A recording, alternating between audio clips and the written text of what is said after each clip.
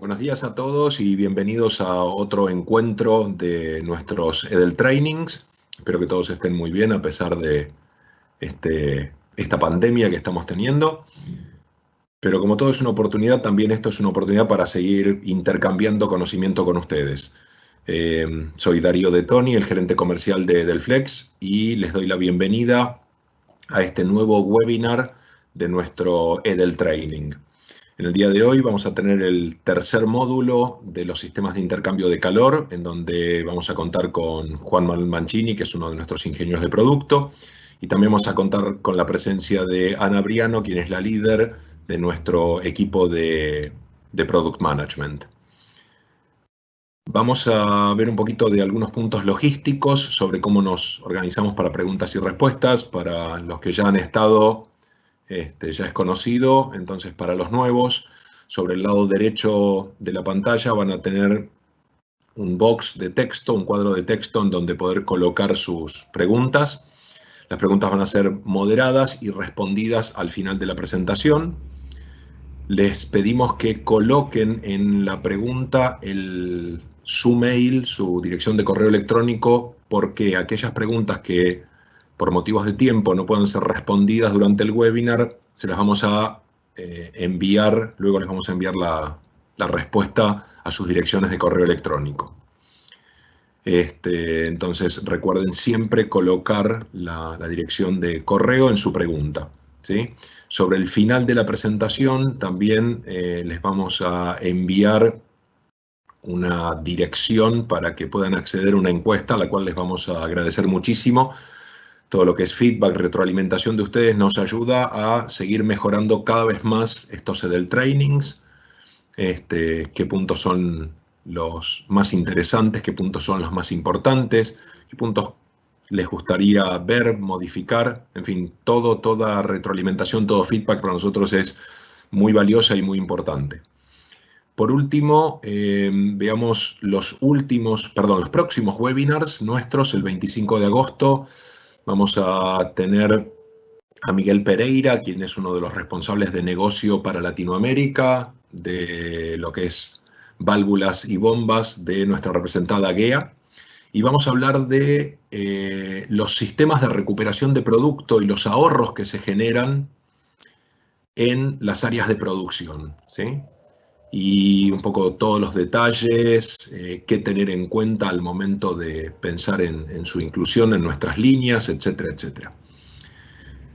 Luego de entonces el 25 de agosto, el día 8 de septiembre, Gustavo Sinkovics, que es nuestro gerente del área de automatización, va a hablar sobre cómo maximizar eficiencia y generar ahorros a través de la implementación de sistemas de automatización y control, ¿sí?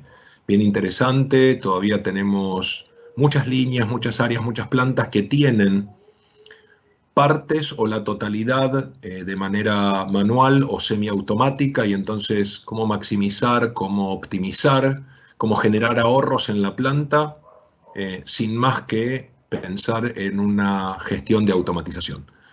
Ambos webinars, 25 de agosto, 8 de septiembre, 11:30 de la mañana en Argentina, 10:30 México, 9:30 para los que estén dentro del uso horario de Miami.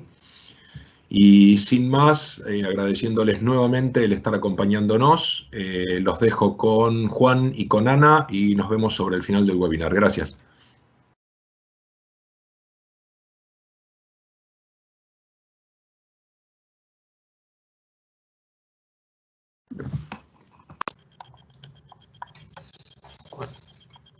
¿Qué tal? Soy Juan Manuel Mancini, ingeniero de producto en Edelflex, y bueno, la idea de hoy es ver un poco cuáles son algunos casos de aplicaciones de intercambiadores de calor, sobre todo de la tecnología de placas, y ver un poco cuáles son algunas soluciones, algunos sistemas automáticos que se pueden implementar dentro de la industria de esta clase de equipos. Para arrancar, bueno, vamos a ver lo que es un formulario en el que en general nosotros es el que presentamos, en el que se especifican un poco los datos que necesitamos para diseñar lo que es un intercambiador de calor. En los webinars anteriores habíamos estado hablando un poco de estos temas. En general, siempre para diseñar un equipo, obviamente se va a necesitar de mínima los datos de proceso, que son los que vemos en la parte media de la pantalla, temperaturas, caudales, el calor intercambiado, en que no, como habíamos visto, hay siempre algunos datos que salen por el balance térmico y los demás hay que especificarlos. Temas de pérdidas de carga máximas que puedan admitir el proceso. El tema de las presiones, sobre todo para ver cuál es el rango de operación en el que cada tecnología puede ser aplicable. Y siempre, digamos, un poco algunas características de los productos como para evaluar dentro de las tecnologías de placas cuál es la más adecuada, o si no es una tecnología de placas, de cualquier otra tecnología de intercambio de calor. Sobre todo lo que refiere a contenido de partículas o contenido de fibras, que para eso habíamos visto que tenemos algunos modelos específicos para esas clases de medios, y contenido de cloruros, que siempre es un indicador importante en el tema de los materiales, de su comportamiento frente a la corrosión ante medios corrosivos o agresivos. Y para los que no son, digamos, quizás productos o medios tan conocidos o que se puedan obtener fácilmente sus propiedades, las propiedades que se necesitan para hacer la simulación térmica del equipo. Obviamente, si el equipo es un equipo ya existente, todos los datos referentes a ese equipo también van a ser necesarios. Si no, obviamente se hará un diseño desde cero. Vamos a ver algunas aplicaciones, obviamente, dentro de lo que son intercambiadores de calor. Las aplicaciones, obviamente, se usan en todo tipo de industrias para todo tipo de procesos, así que las aplicaciones son múltiples. Por lo tanto, hoy vamos a ver solo algunas, que son quizás de las más comunes en las que podemos encontrar esta clase de equipos. Como hemos visto, los intercambios de calor se usan en casi todas las industrias. Los de placas se usan muy particularmente en lo que es alimenticia o farma, que tienen muchos requerimientos específicos en cuanto a diseño sanitario que otras industrias no tienen. Y también hemos visto que para algunas otras industrias, como puede ser azúcar, como puede ser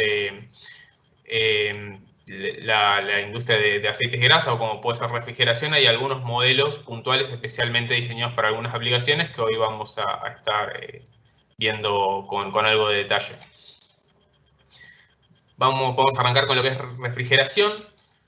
En general, en un ciclo de refrigeración, los que son los intercambiadores se usan tanto como condensadores o como evaporadores, y lo que son los evaporadores tienen dos tipos de funcionamiento, dependiendo cómo sea el ciclo en sí. Digamos, los que se llama que funcionan por expansión seca, en la cual el intercambiador está directamente aguas abajo de la válvula de expansión. En general va a recibir una mezcla líquido-vapor de refrigerante, y lo que va a hacer es evaporar toda la parte líquida, con la posibilidad de que incluso ese vapor salga sobrecalentado. Por otro lado, cuando se tiene un tanque antes del intercambiador entre la válvula de expansión, entre la válvula de expansión y el evaporador, el intercambiador tiene la posibilidad de funcionar inundado. Esto es que hay un nivel de las placas que siempre se encuentra, digamos, con líquido, y acá, al contrario, digamos, la entrada va a estar siempre en estado líquido y la salida en general va a ser en una mezcla líquido-vapor. Tienen, digamos, y también obviamente los intercambiadores funcionan en el caso de la parte de condensadores. Habíamos visto algunos diseños puntuales para este tipo de aplicaciones. Los más comunes eran los que, en caso de intercambiadores de placas y juntas, eran los que eran intercambiadores de cassettes soldados con láser, que habíamos visto que son básicamente dos placas soldadas para que en el interior circule un fluido que tiene riesgo de fugar al exterior y o sea, que no se admita ningún riesgo de que fugue al exterior por un tema de que puede ser peligroso, que es el caso del amoníaco y muchos otros refrigerantes. Entonces, estos equipos de cassettes soldados con láser se usan, digamos, en caso de que se usen equipos placas y juntas, se usan casi exclusivamente para aplicaciones de refrigeración. En cuanto, digamos, habíamos visto que las principales limitaciones en cuanto a lo que son intercambiadores de placas y juntas eran los temas sobre todo de presión y temperatura. Cuando las presiones excedan los 16 bar más o menos de presión como un límite, hay que pensar en otras tecnologías que pueden ser equipos de placas soldadas. Uno de los ejemplos típicos que tenemos para refrigeración son los intercambiadores de casco y placas, que habíamos visto que está conformado por un paquete de placas totalmente soldado, con obviamente las placas de forma circular, rodeados por un casco, símil casco y tubos, digamos que era un híbrido entre una tecnología de placas y un casco y tubos, y esta forma circular de las placas le permite distribuir mejor los estreses y le permite alcanzar mayores presiones y mayores temperaturas porque al ser soldado funciona sin juntas. Los que son cascos y placas convencionales pueden funcionar tanto como evaporadores inundados o como evaporadores de expansión seca, obviamente como condensadores y en otras partes del proceso ya como enfriadores, sobrecalentadores o incluso como economizadores. Tienen, digamos, al ser una tecnología de placas, como economizadores tienen una buena performance porque permiten acercamientos de temperaturas muy importantes y eso hace que se pueda hacer una muy buena recuperación de calor. Sin embargo, Baterus, que es la marca nuestra representada de equipos de casco y placas, también ha hecho algunos diseños más particulares en los que son sistemas en cascada, que es el intercambio de calor entre dos refrigerantes. Es un equipo que constructivamente tiene un condensador combinado con un evaporador dentro de un mismo casco, con lo cual eso permite un ahorro de espacio significativo. Y lo que son los equipos combinados, que vienen integrados directamente con un separador de gotas a la salida, digamos. También, digamos, para lo que son menores capacidades, se puede optar con la tecnología de los intercambiadores solbraceados, los brace heat exchangers, que también, al ser de placas soldadas, permiten mayores resistencias en cuanto a presiones y temperaturas, pero son de capacidades más moderadas. Eso, bueno, en cuanto a refrigeración, fueron algunos casos. Podemos ver algunos casos de la industria del azúcar. Bueno, es uno de los equipos que hemos construido para esa clase de aplicaciones. Bueno, en cuanto al proceso del azúcar, en todos, digamos, partes del proceso, como se ve en este esquema, se usan intercambiadores, se pueden llegar a utilizar intercambiadores del tipo de placas y juntas, tanto en la extracción como en lo que es en la purificación, en la clarificación del jugo. En la evaporación, además de los equipos de placas funcionando como precalentadores, los más convencionales se pueden llegar a usar, como vamos a ver, algunas tecnologías de placas para los evaporadores multiefecto en sí. Y bueno, en la etapa de cristalización también se pueden llegar a dar casos de intercambiadores de placas. Bueno, habíamos visto dos modelos específicos que se usan mucho en lo que es en varias industrias, pero particularmente en la industria del azúcar, que son los modelos de paso ancho y de canal libre o wide gap y free flow. Ambos tienen la característica de tener un espaciamiento entre placas mayor al estándar, lo cual permite el pasaje de partículas sin que el equipo se tape o aumentando el tiempo de operación del equipo antes de una limpieza. El wide gap, bueno, tenía un patrón de curvación similar al de la placa estándar, pero más grande. Eso lo que le permite es, obviamente, tener un mayor espaciamiento entre placas, pero sigue manteniendo lo que son los puntos de contacto entre placas, que en cuanto a la transferencia térmica es bastante positivo, bastante bueno, porque permite una mayor turbulencia, pero en cuanto a la presencia de fibras es contraproducente porque esos puntos de contacto son posibles focos de deposición de fibras. Para esos casos se usa lo que es la tecnología Free Flow, que digamos por su diseño de panzas y valles en las placas que se van solapando con las distintas obturaciones de la siguiente placa, permiten un paso totalmente libre de las partículas y obviamente retiran lo que son los puntos de contacto, por eso lo hace ideal para el trabajo con fluidos de fibras, que son por muchos de los casos en lo que es producción de azúcar a través de caña, que es la que se hace en Argentina. Por eso para la industria de azúcar en general se usan mucho estos intercambiadores de tipo free flow. Una línea especialmente desarrollada para lo que es la industria del azúcar es la línea Concitam, que digamos por su diseño de placas soldadas permite, digamos, en realidad son placas y juntas, pero también tiene un diseño de cassette similar al LWC y permite, digamos, distintos tamaños de puertos para que pueda funcionar como justamente evaporadores de jugo y hacer la etapa de concentración de jugos. Y del otro lado se hace obviamente el calentamiento mediante vapor y ahí en el lado vapor permite que el espaciamiento sea menor que en el lado jugos. Eso permite, digamos, que en el lado jugos tenga un pasaje libre de todas las partículas o fibras que pueda llegar a tener, mientras que del lado vapor tenga un espaciamiento menor, lo que le da mejor transferencia térmica. Estos equipos se usan, se pueden usar como extensión de efectos de los evaporadores tipo Robert. Como vemos en este caso se está viendo una extensión del segundo efecto, en donde bueno, el equipo recibe el jugo del primer efecto y hace la evaporación antes de la entrada del segundo efecto. Eso le permite, lo que permite es extender el área de intercambio de ese efecto. También obviamente se pueden poner como extensiones del primer efecto, o incluso si se pone con algún tipo de separador, se puede plantear hasta que funcionen como uno de los efectos. Otra tecnología que se tiene de placas y que se puede usar en lo que es la industria del azúcar son los modelos EVA Plus que tiene, digamos, están basados en la tecnología K-Flex que habíamos visto, que tienen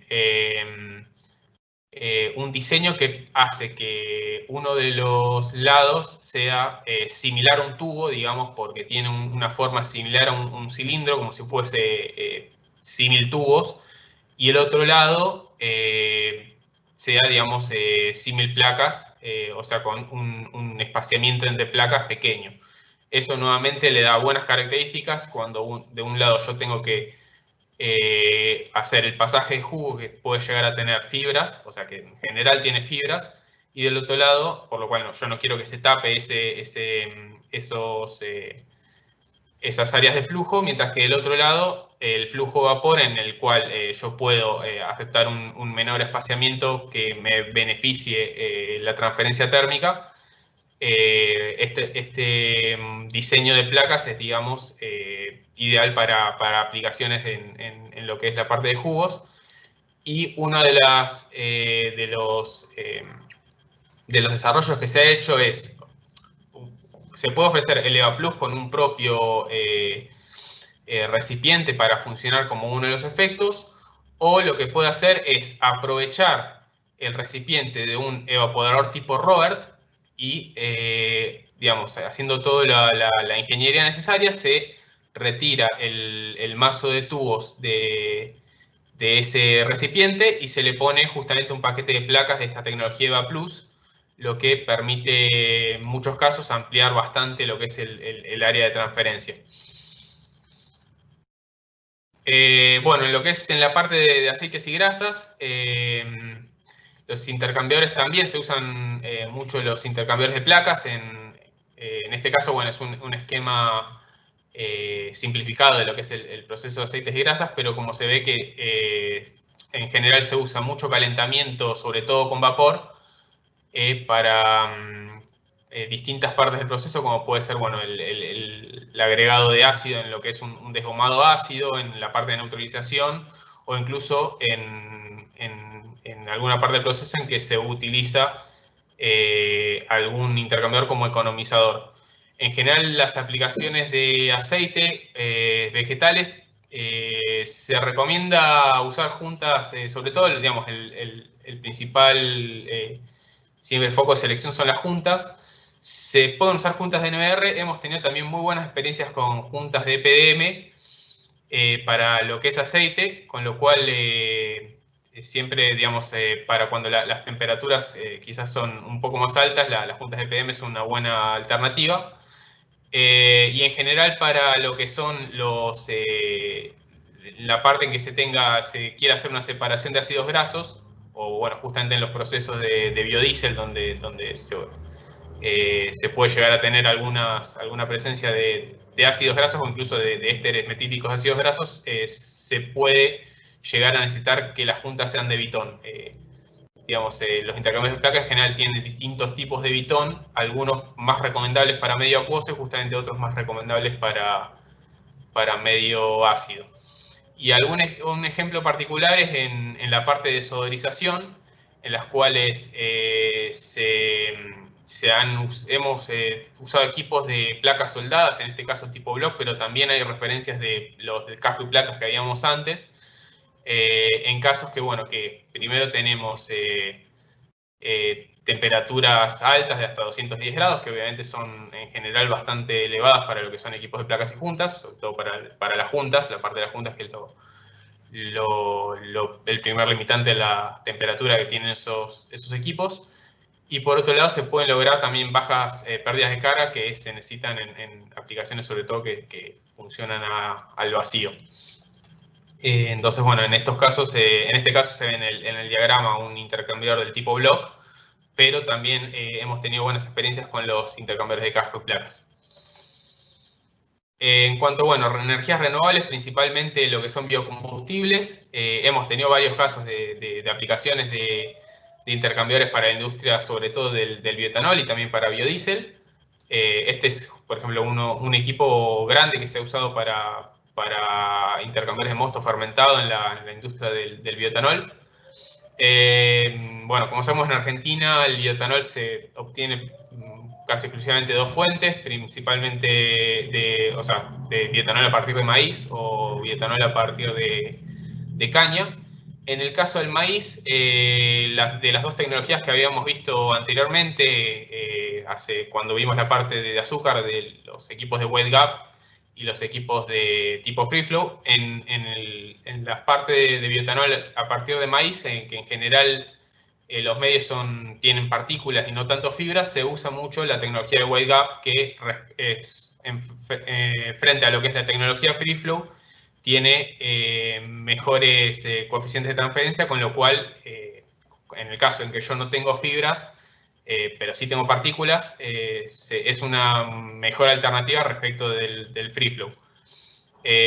Como vemos en la parte de bioetanol, se utilizan, digamos, intercambiadores tanto para calentar para enfriar, mejor dicho, el mosto a sacarificación, y se usan sobre todo en la parte de los fermentadores. Obviamente sabemos que la fermentación es un proceso exotérmico, entonces se necesita hacer un enfriamiento continuo para que la temperatura no se eleve y digamos, perjudica la reacción y también a lo que son las levaduras. Entonces es común, digamos, que hemos tenido bastantes casos, incluso de intercambiadores muy grandes, en que se han usado intercambiadores de placas y juntas del tipo wide gap para recircular el mosto a los fermentadores y hacer un enfriamiento vía recirculación.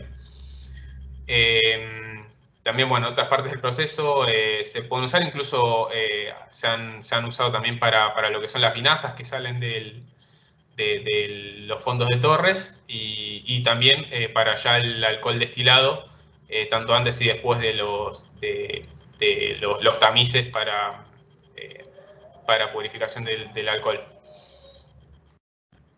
En el proceso de bioetanol a partir de caña, como vemos, las primeras en general las primeras etapas son las mismas o casi idénticas a las de la parte de azúcar.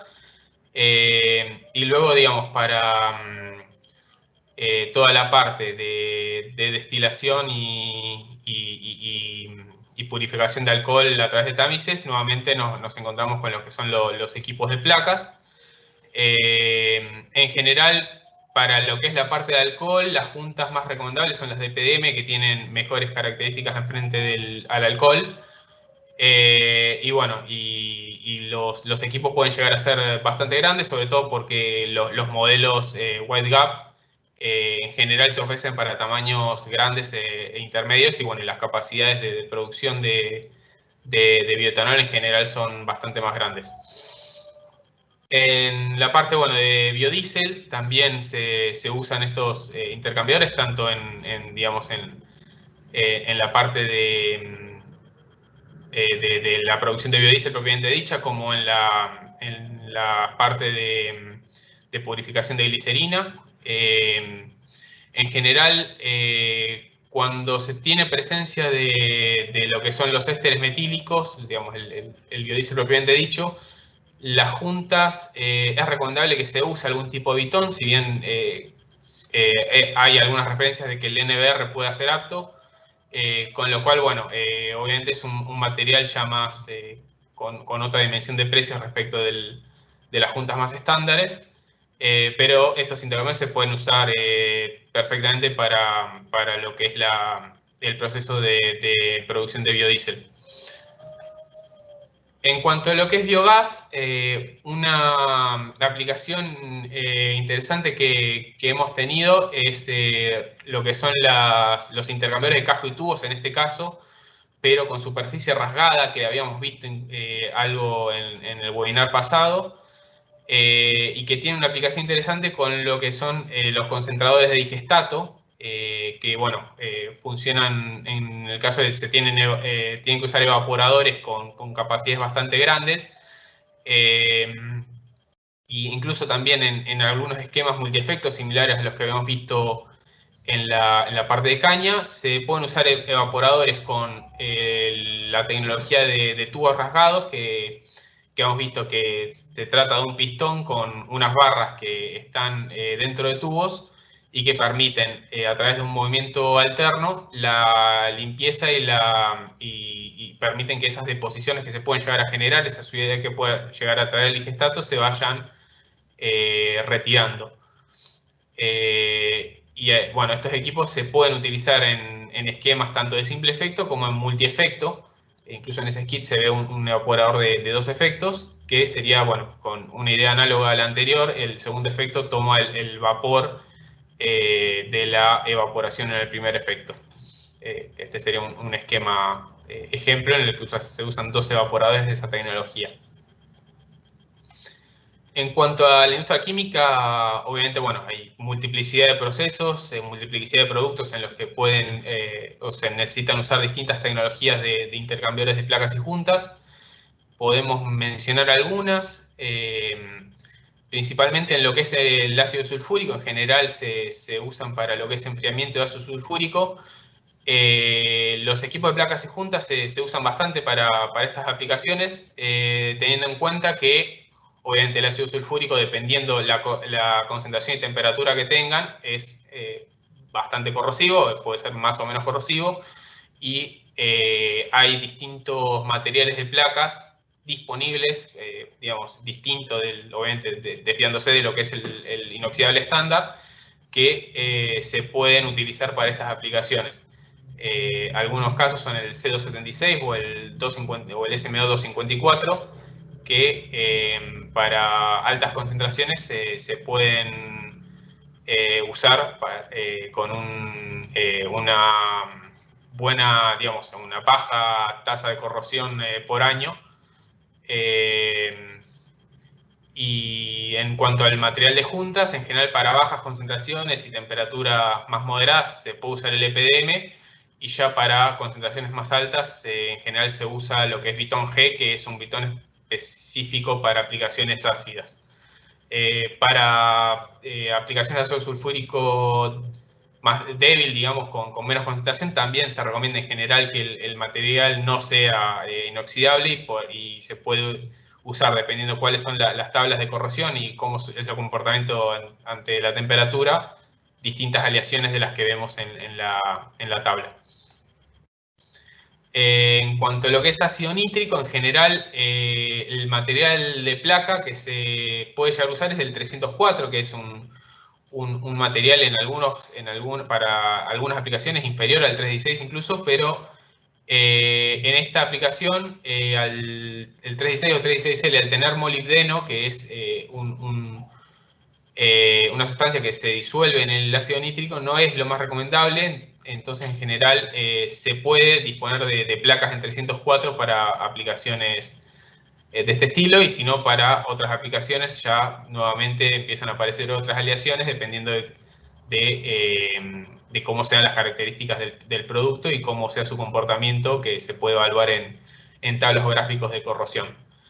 Y bueno, en cuanto al material de juntas, nuevamente para bajas concentraciones y temperaturas moderadas puede usarse juntas de PDM o de algún bitón común, pero para concentraciones ya un poco más importantes o temperaturas un poco más altas, en general se recomienda para lo que son los intercambiadores de placas y juntas lo que es el bitón G, que es un bitón específico para aplicaciones ácidas, o incluso hay intercambiadores de LWC, que son los de cassette soldados con láser, haciendo que el ácido vaya por dentro del cassette y de esta manera ahorrando en lo que es el uso de juntas, ya que en ese caso el ácido solo tenía contacto con los anillos.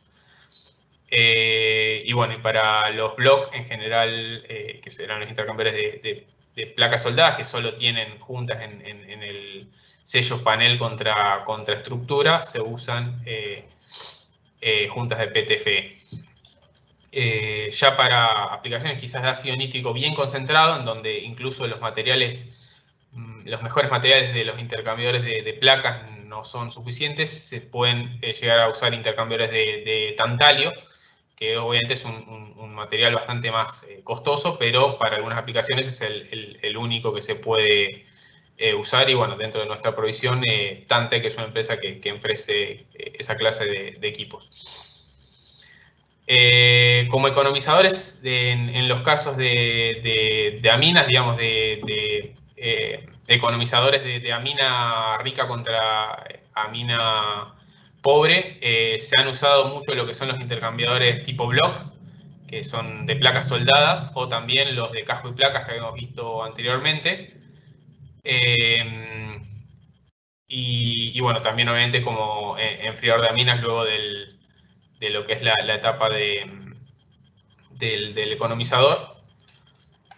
Y para lo que son ya aplicaciones donde se busca hacer algún uso de un economizador de gas, por ejemplo en todas las aplicaciones de reformado o aplicaciones en las que se tenga un lecho catalítico, que en general antes del lecho se busca hacer un precalentamiento del gas y justamente antes de enviarlo a chimenea o a disposición a la atmósfera se busca hacer un enfriamiento del gas. Hay algunas tecnologías de placas que hemos visto incluso en el training anterior, como las que son de Reculub o Recugavo, que son algunas tecnologías de placas específicas para gases y aire. Y son bastante, como les decía antes, lo que son los intercambios de placas son bastante exitosos en lo que son aplicaciones de economización, justamente porque al permitir buenos funcionamientos ante altos acercamientos de temperatura entre fluidos, permite una recuperación de energía bastante grande. Bueno, ahora le voy a pasar a Ana para que explique un poco la parte alimenticia. Bueno, hola a todos. Para los que no me conocen, soy Ana Briano, gerente de producto de Nedelflex. Bueno, la idea ahora es mostrarles un poquito algunas aplicaciones un poco diferentes, como la alimenticia y la farmacéutica, en donde, bueno, el requerimiento de diseño sanitario higiénico es un poco, digamos, más estricto y requieren algunas certificaciones y algunos criterios de diseño un poco distintos. Bien, pasando a la primera diapositiva, acá lo que vemos es el diseño de un pasteurizador estándar.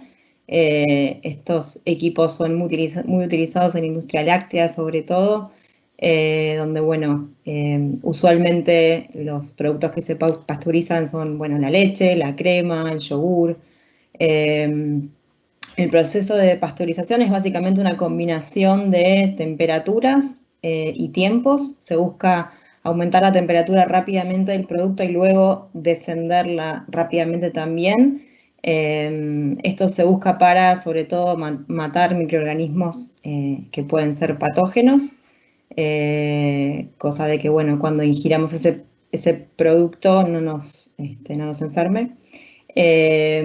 La temperatura estándar de pasteurización es 72 grados, 75 grados aproximadamente, con lo cual ahí, como ven en la diapositiva, la leche ingresa por lo general a 4 grados, ¿sí? Una vez que se recepciona del tambo, se busca enfriarla a 4 grados de manera que no prolifere ningún microorganismo. Luego se pasteuriza rápidamente de manera de asegurar la inocuidad del producto, ¿sí?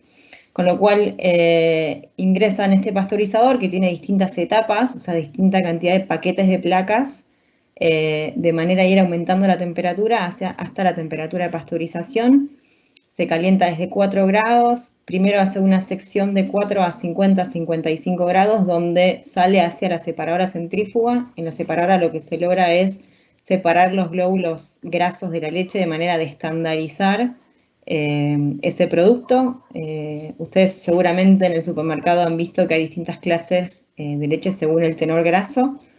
Hay de 3%, que es la que tiene mayor cantidad de porcentaje graso. Luego hay de 2, de 1 y hasta 0, que en verdad no es 0, sino es un 0,5 porcentaje de grasa.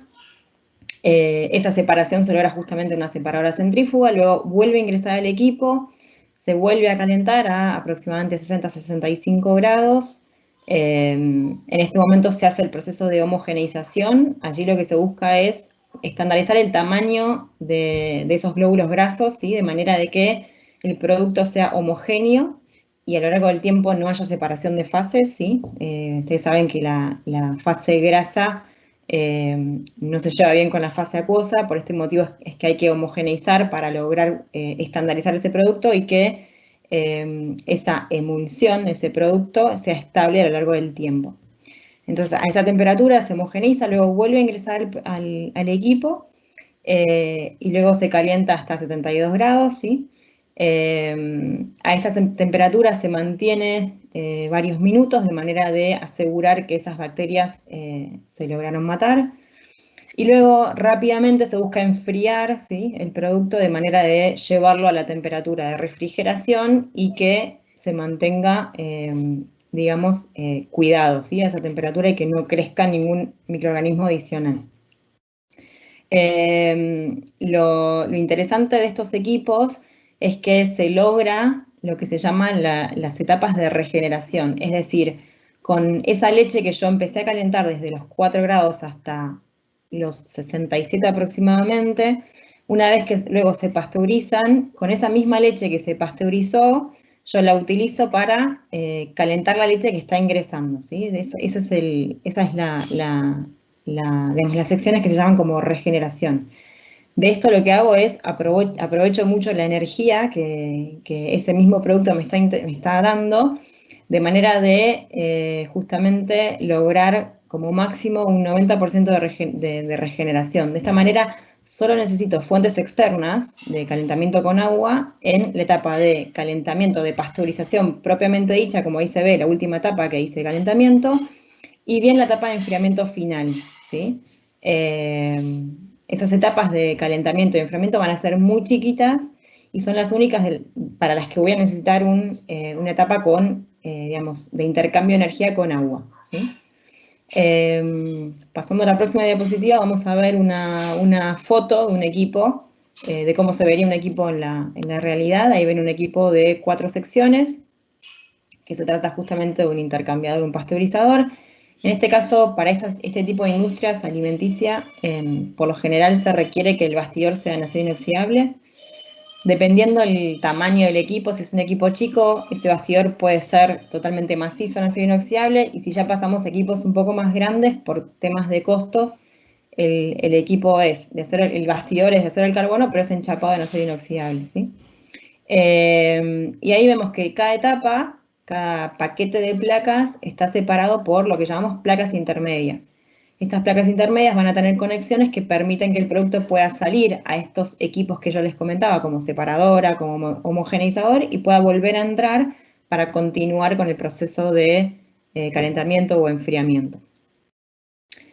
Ahora, pasando a la próxima diapositiva, vamos a ver un ejemplo de en este caso fue un proyecto que hicimos de un sistema de pasteurización de suero de leche de 25.000 litros hora. Esto ya pasó a ser una solución más completa, no solo el intercambiador, que contaba con un tanque balancer donde se recepciona en principio la leche, de unos 600 litros, de ahí con una bomba se bombea, como lo ven ahí en el diagrama de flujo, hacia el pasteurizador, ¿sí? En el medio sale la desnatadora, luego vuelve a entrar al equipo, luego sale al homogeneizador, luego vuelve a entrar, pasa por la etapa de calentamiento de pasteurización a 72 grados, luego pasa por lo que llamamos el tubo de retención. Ese tubo es simplemente metros de caño que aseguran que el producto pase el tiempo necesario a esa temperatura de pasteurización, y luego vuelve a entrar al intercambiador para enfriarse el producto, ¿sí? Hasta luego la temperatura deseada. Este sistema, como les decía, fue un sistema completo, ¿sí? Llave en mano, donde además del equipo teníamos el tanque, la bomba de impulsión, el calentador agua-vapor. Por lo general, todos los pasteurizadores, en el calentamiento final, en la etapa de pasteurización, se recomienda que el calentamiento del producto sea con agua y no con vapor, porque si es con vapor tenemos el riesgo de que el producto se queme. Y por lo general el agua va a estar a no más de 2-3 grados más de la temperatura de pasteurización, justamente para asegurar un buen control del producto y que no tengamos problemas. También incluimos lo que es el circuito cerrado de agua entre el pasteurizador y el calentador con vapor. Todo el cuadro de vapor está en un sistema totalmente automático.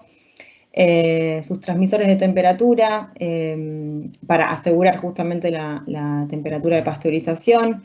También hay válvulas diversoras, de manera de que si en algún momento no se logra esa temperatura de pasteurización, en vez de volver al equipo, se hace como un bypass y se manda el producto nuevamente al tanque para que luego pase por el proceso de pasteurización. Y bueno, todo esto fue con el tablero eléctrico, con el montaje en planta, puesta en marcha, era un sistema completo. Siguiendo en las diapositivas, este es otro equipo, que acá pueden ver otra aplicación. En este caso, en vez de pasteurización, era un sistema de esterilización. Esto requiere una temperatura bastante mayor, de 138 grados. Esta era una aplicación casi de biotecnología, eran unos cultivos lácticos para aplicaciones de industria láctea. En este caso requerían que fueran esterilizados. Esta aplicación es un poquito más exigente, las temperaturas son más altas, por lo tanto hay que tener bastante cuidado y atención en cuanto a qué materiales, sobre todo de juntas estamos eligiendo.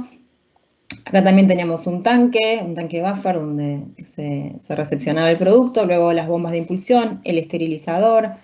En este caso, este equipo tenía 2 tubos de retención, tenía a los 85 grados una salida que salía a un primer tubo de retención, que es el que ven arriba de todo, ¿sí? Que parece como un serpentín.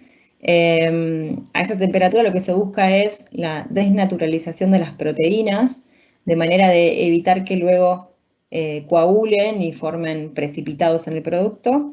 Y luego el tubo de retención a 138 grados, que era obviamente muy cortito porque era solo 2 segundos que se mantiene esta temperatura para lograr la esterilidad. Y bueno, luego todo el conjunto de válvulas de desvío, también el calentador de agua-vapor con su cuadro de vapor. Era un sistema, como ven, bastante compacto. En este caso se manejaba un caudal de 4.000 litros hora. con las cañerías en 1,5 pulgadas. Bueno, de esta manera es un equipo muy compacto y totalmente automático. Pasando a la siguiente diapositiva, acá tenemos otro sistema de pasteurización, en este caso de crema de leche. Es muy similar a lo que les venía explicando. Acá adicionalmente se agrega un desodorizador que se utiliza en las cremas sobre todo. Hay ciertos vapores, ciertos olores que se buscan eliminar porque no son agradables para el producto. En este caso, bueno, al ser crema, la bomba que se había colocado era una bomba lobular, una bomba positiva, porque bueno, un producto viscoso y sobre todo la crema, si otorgamos o si colocamos una bomba centrífuga, vamos a aplicar un esfuerzo de corte muy alto por la bomba que afectaría el producto, con lo cual por ese motivo es que tenemos que ir a una bomba lobular. Y bueno, por aquí tenemos el pasteurizador de crema. Este equipo era para 15.000 litros hora. Todo el sistema de válvulas para el manejo de productos, ya sea, esto lo que permitía era, bueno, pasar por el desodorizador o no, o bypasearlo. Era un sistema bastante automático y que permitía distintas operaciones, era muy flexible. Y bueno, con su tubo de retención, con su intercambiador agua-vapor, un sistema muy parecido a los que les venía comentando antes. Pasando nuevamente a la diapositiva, pasamos a un equipo de calentamiento de crema. Acá, como les comentaba antes, para hacer el calentamiento de este tipo de productos, necesitamos hacerlo con agua y no con vapor, por lo tanto acá tenemos un calentamiento indirecto con agua y a su vez el calentador de agua a vapor. El agua con su circuito cerrado, con una bomba, con un tanquecito buffer tipo hidroesfera, por si hay cambios en lo que es el volumen del agua. Todo un sistema también controlado, con un transmisor de temperatura, enlazado con la ola de control de vapor. Y bueno, de esta manera lográbamos calentar el producto de 20 a 70 grados con agua a 73. ¿Sí? Acá vemos que el delta T con el agua es bajo. Luego pasando la diapositiva, otro caso, unos sistemas de enfriamiento de cerveza. Acá lo que se buscaba era enfriar cerveza a -2 grados bajo cero, ¿sí? Acá había que hacer un enfriamiento muy preciso y muy finito, si quieren, porque, bueno, acá el problema es, o el desafío es evitar el congelamiento de la cerveza, con lo cual este caso es interesante. Lo que se busca es lograr un control del producto con el cual estamos enfriando, en este caso es etanol-agua, a través de una válvula de 3 vías. Lo que logramos es hacer una mezcla del etanol-agua entre el que está entrando, que es frío, más el que está saliendo del intercambiador, que está más caliente, de manera de asegurar, a través de un transmisor de temperatura, de manera de asegurar una buena mezcla y que la temperatura de enfriamiento no se pase mucho más de la temperatura target, digamos, para no lograr el congelamiento del producto. Y bueno, aquí utilizamos también equipos de placas, y bueno, y se buscaba también, un dato interesante, se buscaba también siempre mantener una presión positiva del lado de cerveza, del lado del producto, de manera que si hay por algún motivo alguna pinchadura en las placas, sea la cerveza la que pasa al producto de servicio, al etanol, y no al revés, para no generar una contaminación. De esta manera simplemente se coloca un transmisor de presión, una bola de control, luego el intercambiador, de manera de asegurar siempre presión positiva frente al etanol-agua. Bien, pasando a la siguiente diapositiva. Acá vemos también un caso similar, un sistema de enfriamiento de levadura. También los casos anteriores eran para un caudal bastante más alto, unos 55 metros cúbicos hora. En este caso era para un caudal pequeño de 1.200 kilos hora de levadura. Sistema muy similar al que les acabo de comentar. Bueno, hay un control muy preciso de la temperatura de enfriamiento y de la temperatura justamente del glicol que está pasando por el otro lado. En este caso también se utilizó un intercambiador de placas y juntas, con totalmente automatizado y con su tablero eléctrico. Luego pasando un poco a aplicaciones un poquito más exigentes todavía, como la farmacéutica. En este tipo de industrias se suele utilizar un poquito más un intercambiador tubular, más que placas y juntas, sobre todo porque es un equipo en el cual se asegura la drenabilidad total, ¿sí? Se instala en forma vertical y son simplemente un equipo o bien multitubo o doble tubo, pero en esa posición podemos asegurar su drenabilidad. Este punto es muy importante en la industria farmacéutica por sus exigencias. En este caso era un sistema para enfriar y calentar agua WFI, agua para inyección que se llama, agua, digamos, de calidad muy pura. Y en este caso necesitaban o bien enfriar el producto de 130 grados a 80 o bien calentarlo de 80 a 130. Entonces se construyó un sistema dual, ¿sí? A través del intercambiador, bueno, circula el agua WFI y del otro lado tenemos o bien posibilidad de calentar con vapor o bien posibilidad de enfriar con un fluido, con agua helada en este caso. Y de esa manera, bueno, con las válvulas correspondientes se lograba separar el vapor del agua y en forma automática se hacía el ingreso de una o de otra, ¿sí? En este caso, bueno, todo el intercambiador requería un pulido especial, o sea, una rugosidad interna del material de tubos apta justamente para esta industria y esta aplicación. Esa como diferencia y bueno, todo el piping también obviamente. Pasando a la siguiente diapositiva, este caso es un caso muy común, que es el enfriamiento de producto luego de pasar por el homogeneizador. Este caso era también de biotecnología, el producto pasaba por un homogeneizador, el homogeneizador suele aumentar la temperatura del producto, ¿sí? Dependiendo de a qué temperatura se hace y qué presión de homogeneización se aplica a ese producto, dependerá cuánta temperatura le aumenta, pero bueno, en este caso aumentaba unos 10-20 grados, que había que bajarlo, ¿sí? A la salida del homogeneizador. Y ahí ven, casi quizás no se ve, pero es un intercambiador tubular muy chiquitito, parece como parte del piping. Y eran, bueno, 3 equipos en serie. Y acá lo interesante era que lo que hicimos fue hacer ingresar el refrigerante en paralelo, de manera de que siempre ingrese a la menor temperatura y así lograr un buen intercambio, un intercambio más efectivo. Pero bueno, esta es otra de las aplicaciones muy conocidas en este tipo de industrias y bueno, así fue como lo solucionamos.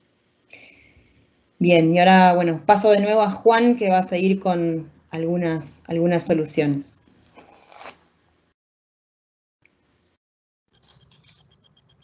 Bueno, vamos a ver algunos casos de diseños en los que nos podemos llegar a encontrar con algunas aplicaciones o incluso algunos sistemas un poco más de soluciones más integradas.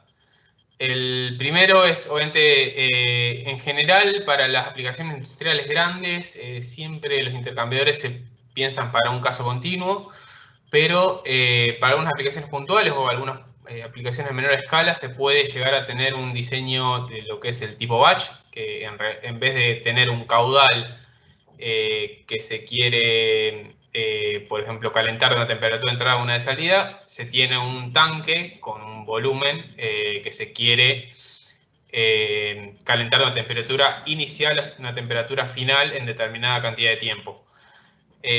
Para eso, digamos, obviamente los intercambiadores de calor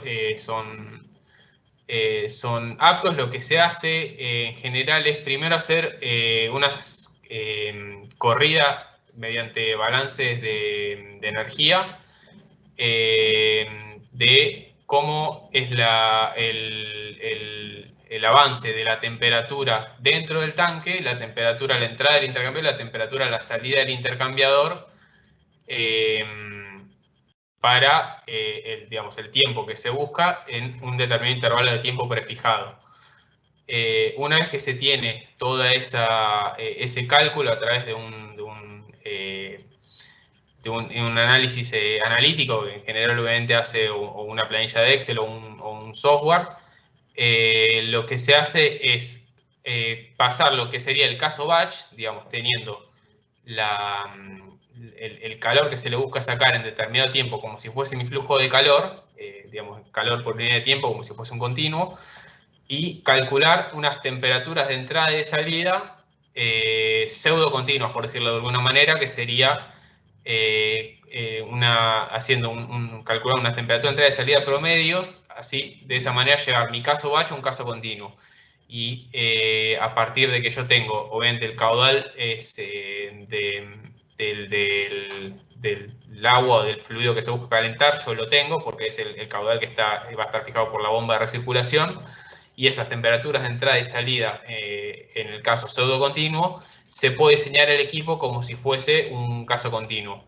Ese, digamos, es un caso de diseño en una aplicación de lo que sería el tipo batch. Obviamente, en este caso se plantea como un calentamiento con vapor, pero puede ser de la misma manera que se haga un enfriamiento con agua. Es igual, digamos, se hace a partir de un desarrollo por balances de energía, se pasa el caso batch a un caso pseudo continuo, y de ahí se hace el diseño del intercambiador como si fuese una aplicación continua.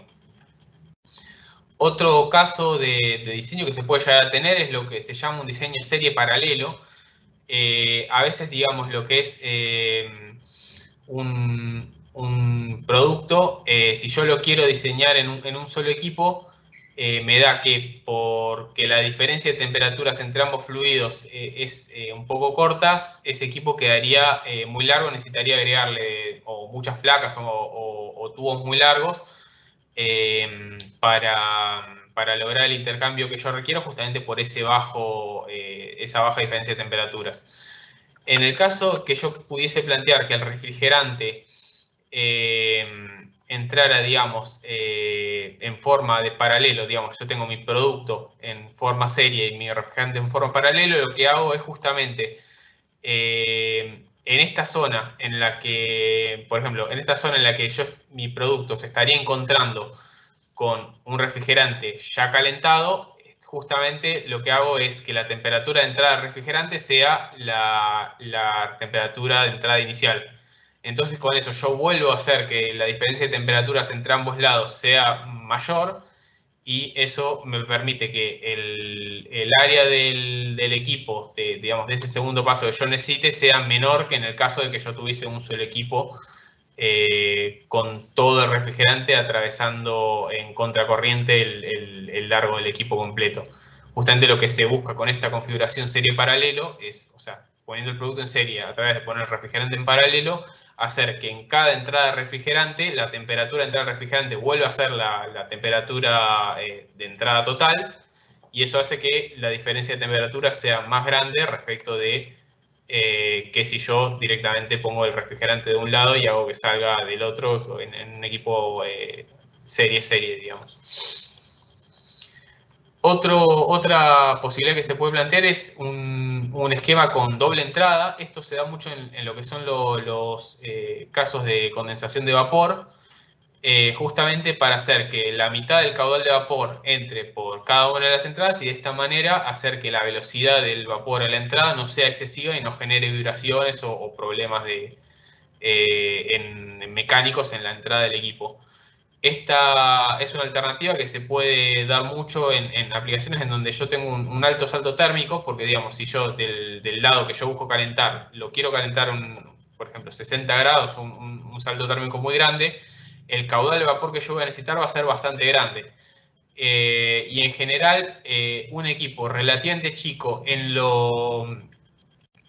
la parte térmica va a estar bien, porque en general el diseño térmico en los equipos de vapor no es el limitante, sino que es el diseño mecánico. Pero si yo mando todo el caudal de vapor por una sola conexión, justamente la velocidad de vapor en esa conexión va a ser bastante grande, y va a hacer que me pueda ocasionar algún tipo de problemas de vibración. Entonces, al ponerle una entrada adicional en placa fija y dividir el caudal de vapor en dos, justamente se hace que las velocidades del vapor en la entrada de cada conexión sea la mitad que en el otro caso, digamos, sea un valor más aceptable y de esa manera poder trabajar con un equipo de placas más compacto y más moderado, y obviamente de un tamaño más moderado, porque si yo quisiese pasar toda la entrada de vapor solo por un mismo lado, seguramente tendría que ir a placas más grandes, pero solamente por esa limitante fluidodinámica, porque en general un equipo compacto y más chico, desde el punto de vista térmico, da bien, digamos, da con un diseño térmico aceptable. Entonces, para evitar justamente ir a un equipo de placas más grandes y más caros solo por el tema de la velocidad de vapor en la entrada, justamente se puede plantear un esquema con doble entrada de vapor para mitigar este efecto de alta velocidad del vapor. Otro esquema que se puede plantear, este esquema, digamos, ya es más para lo que es, desde el punto de vista operativo, una solución desde el punto de vista de la limpieza, es el esquema de retrolavado, de lo que es el backflashing. La idea de este equipo es justamente con un juego de válvulas hacer que un fluido que en operación tiene una dirección, que sería en este caso el vapor, cuando yo hago el cambio de válvulas, ese mismo fluido pasa a estar en la otra dirección. Con esto yo lo que busco es que las partículas que se han depositado porque en el flujo de producto ha tenido determinada dirección, justamente se salgan cuando yo paso el producto en la otra dirección. En algunos casos, bueno, a través de este backflashing yo puedo hacer que las partículas sean removidas por el camino de salida más corto. Y en el caso de vapor, incluso, o sea, este esquema se puede plantear o solo para hacer en algún mantenimiento, por decirlo de alguna manera, y hacer que durante un breve periodo de tiempo el flujo vaya en dirección contraria para sacar las partículas, o incluso que el equipo funcione en operación continua con las dos condiciones para evitar que se ensucie excesivamente cuando las partículas van en una dirección de flujo o en el otro.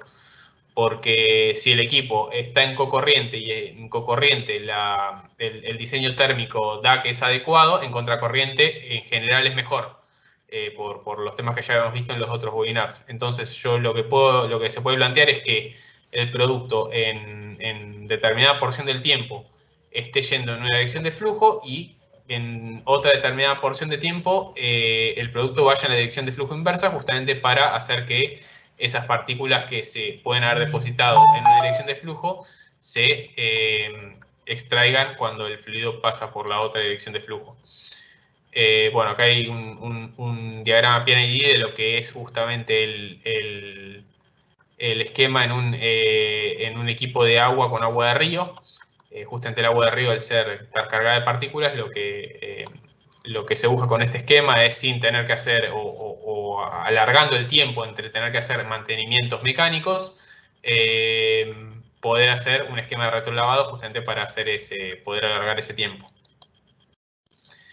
En cuanto a los sistemas más estandarizados, una aplicación que hemos desarrollado es lo que son los Edelhit, que son equipos en general automatizados para calentamiento, ya sea con vapor o sea con agua caliente. El caso acá vemos un ejemplo en lo que es un calentamiento con cuadro de vapor. El cuadro de vapor permite primero, al tener una entrada de vapor a 8 bar, por medio de una válvula reductora, hacer que la presión de ese vapor baje a 3,5 bar, que en general es un límite que establecemos para usar juntas de EPDM. Eso hace que el equipo sea más barato y digamos, desde el punto de vista térmico, en general, digamos, como usar vapor a 3,5 bar, usar vapor a 8 bar no tiene un gran impacto desde el punto de vista del ahorro en el área de flujo respecto a usar vapor a 3,5. Justamente al hacer esa reducción de presión se puede plantear un equipo más económico con juntas estándar. Y lo otro que tiene es, obviamente, a través de un sistema automatizado de temperatura, una válvula reguladora que, mediante la medición de la temperatura de salida del agua que se calienta, abre o cierra esa válvula reguladora para admitir mayor o menor presión de vapor en pos de lo que vaya requiriendo el intercambio del equipo. Digamos, esquema justamente puede ser completamente automático, como se ve acá, o se puede hacer de manera semiautomática, eso dependiendo de cuáles sean los requerimientos. Y otra solución que hemos desarrollado es lo que se llama inline filter, que es un filtro autolimpiante automático en el distribuidor de entrada de un fluido de la marca Juneman, que es una de nuestras representadas, para justamente poder hacer filtración en línea de un fluido sucio, que puede ser, por ejemplo, agua de río o agua de mar en algún enfriamiento, por ejemplo, para una central térmica, y permitir que ese intercambiador esté en operación constantemente sin tener que sacar la línea de mantenimiento para hacerle, sin sacar la línea de funcionamiento para hacer mantenimiento al filtro, justamente porque la ventaja de estos filtros es que hacen el filtrado y la purga de partículas siempre en operación constante del fluido. Un poco el esquema de funcionamiento de estos filtros es básicamente, obviamente, tiene la entrada, en este caso, en la parte inferior. Esto, digamos, es el filtro con el recipiente propiamente dicho. En el caso de que esté dentro del distribuidor del equipo, obviamente esta conexión no la tiene. Digamos, en la salida es directamente todos los gaps de las placas. Pero justamente las partículas se van depositando sobre la malla, y lo que hace es que cuando en determinado intervalo de tiempo o determinado diferencial de presión que yo tengo, que puedo medir mediante justamente un medidor de presión diferencial,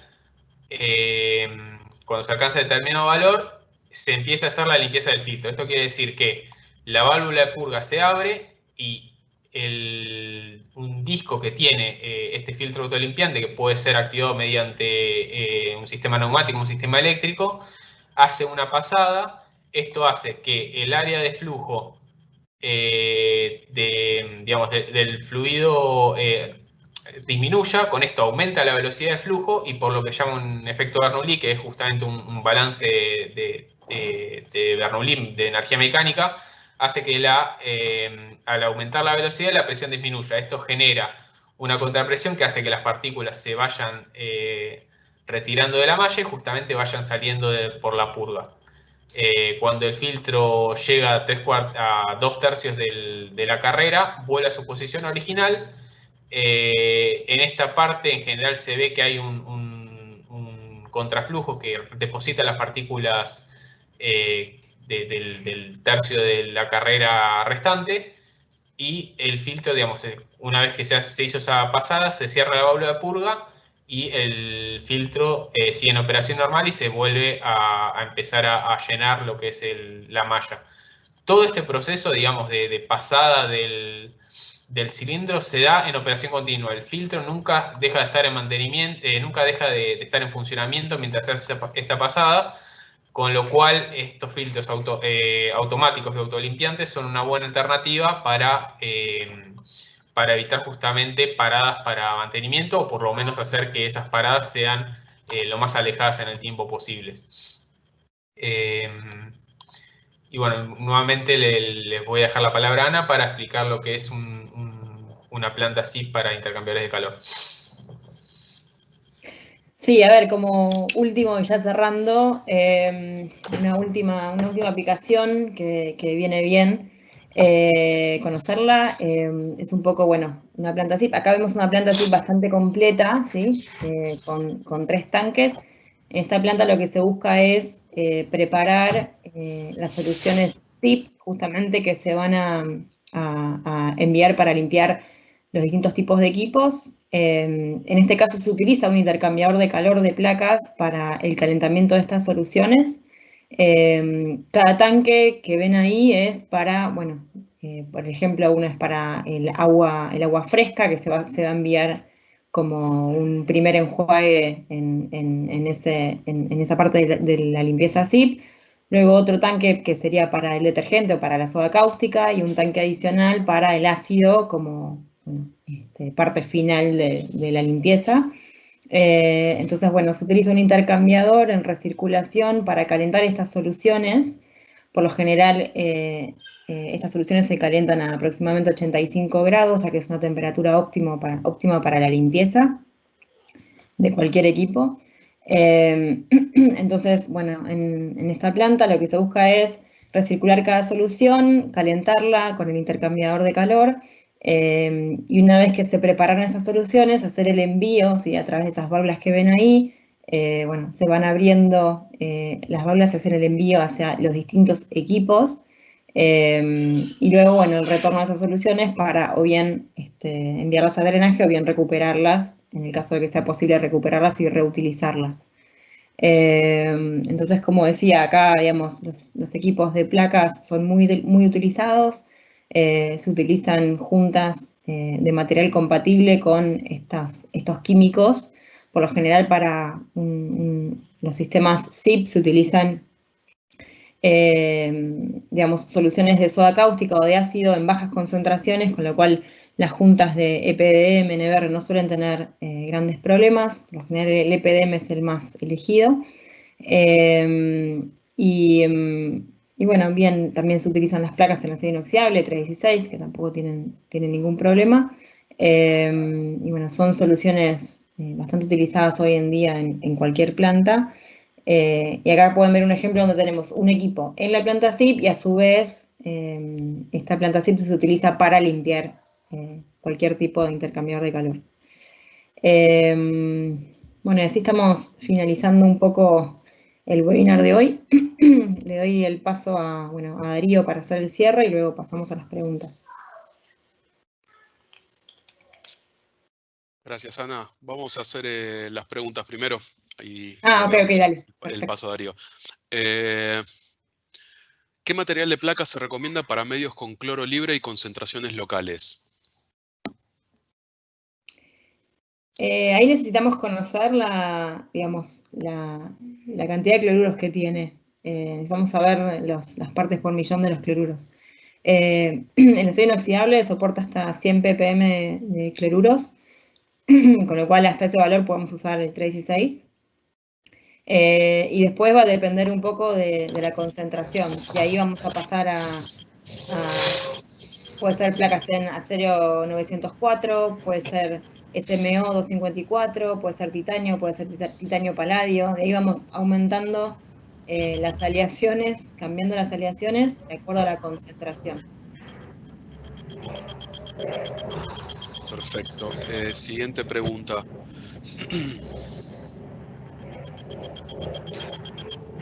¿Tienen alguna experiencia con la utilización de intercambiadores de placas para precalentar gomas, fosfolípidos, previo a procesarlas en planta de lecitina? Teniendo en cuenta que es una materia muy viscosa, ¿qué tipo de intercambiador recomiendan?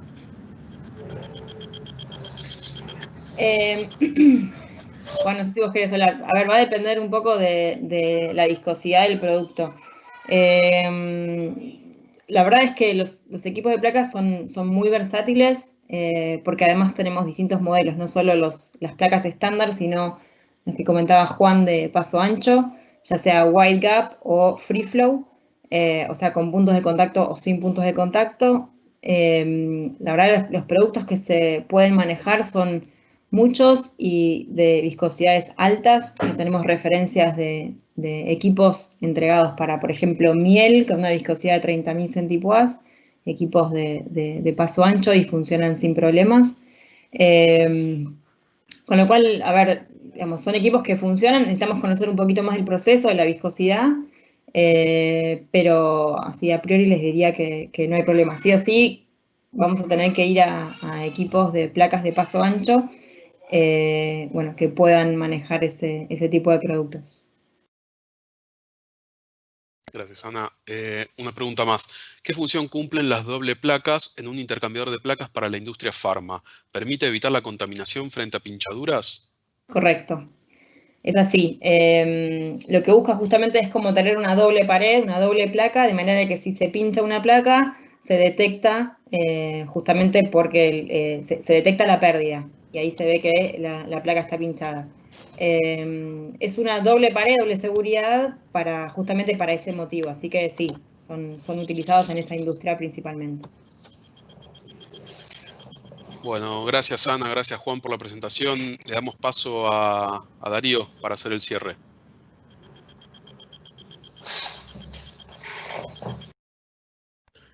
Bueno, muchas gracias. Gracias Juan, gracias Ana, excelente presentación.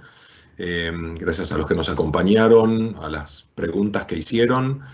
Van a estar recibiendo, nuevamente les comento, la encuesta y les agradecemos muchísimo los comentarios, las respuestas que nos puedan enviar en la encuesta sobre este webinar de sistemas de intercambio de calor.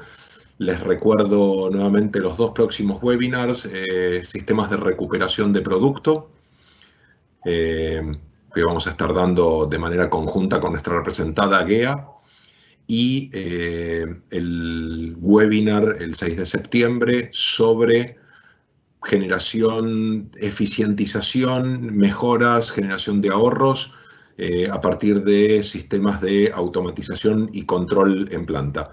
Nuevamente, muchísimas gracias a todos, manténganse en casa y cuídense mucho. Gracias, nos vemos en el próximo webinar.